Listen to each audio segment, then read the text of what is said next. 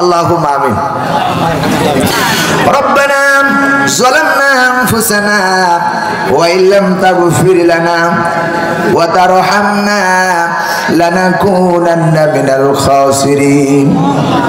রব্বুল আলামিন বিশাল আকাশের নিচে কোরআনের সামিয়ানার নিচে বসে আমি গুনাহগার হাজারো জনতা নরনারীকে নিয়ে তোমার শাহী দরবারে কোরআনে কারীম থেকে তোমার রাসূলের হাদিস থেকে দিক নির্দেশনা মতো কিছু কথাবার্তা বলে হায় আল্লাহ এতিমার কাঙ্গালের মতো মিসকিনের মতো দুখানা হাত উত্তোলন করেছি।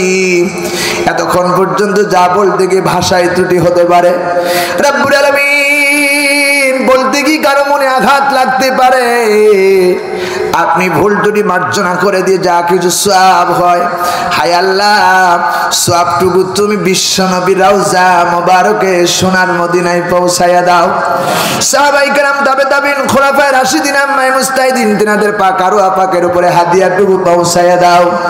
রব্বুল আলামিন আমাদের মধ্য থেকে যাদের পিতামাতা আত্মীয় স্বজন পাড়া প্রতিবেশী ভাই বোন বন্ধু বান্ধব দাদা দাদি শ্বশুর শাশুড়ি এখানে বেগানা যেখানে মাটির অন্ধকার কবরে তিনখানার পাঁচখানা কাপড় নিয়ে এতিম অবস্থায় ঘুমায় গেছে হায় আল্লাহ প্রত্যেকের কবরের ভিতরে আজকের হাদিয়া পৌঁছায়া দাও। রব্বুল আলামিন জানি না এই মুহূর্তে কার জনম দুঃখী আব্বার হারায়া হাত তুলেছে, জানি না কার জনম দুঃখিনী মা হারায়া হাত তুলেছে। রব্বুল আলামিন একটা শব্দ মা মনে হচ্ছে তামাম পৃথিবীর মধুগুলো জড়ায় আছে। হায় আল্লাহ যেদিন মায়ের পেটের ভিতরে ছিলাম মা যখন সারাদিন পরিশ্রম করে বিছানায় ঘুমাইতে গেছে ডান দিকে ঘুমিয়েছে বাম দিকে পায়ের কোনো দিয়ে এত জোরে পায়ের গোড়ালি দিয়ে এত জোরে লাথি মারছি মায়ের ঘুম ভেঙে গেছে।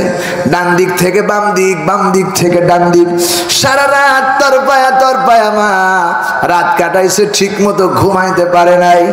হায় আল্লাহ 10 মাস 10 দিন যেদিন পূর্ণ হয়ে গেল সন্তান ডেলিভারি হবে প্রচন্ড ব্যথা আল্লাহ ডেলিভারির যন্ত্রণা উঠেছেন। মা আব্বাকে বিছানার মধ্যে ঘুমাইছিল মা সইতে না পেরে আব্বার পা ধরে গভীর রাতে কাঁদতেছে আব্বার ঘুম ভেঙে গেছে তাকায় দেখে মা আমার কাঁদতেছেন। স্বামী ডাক দিয়ে বলে স্ত্রী রে তুমি কেন গভীর রাতে কাঁদো রাতের বেলা কি ঘুমাও না? মা বলে পারের স্বামী আমার শুধু আজকে রাত একটা রাত নয় আজ 10 মাস 2 দিন ঠিক মতো আমি ঘুমাতে পারি না। আমার মন বলছে সন্তান ডেলিভারি হবে প্রচন্ড যন্ত্রণা যাও যাও তাড়াতাড়ি করে ডাইনি ডেকে আনো।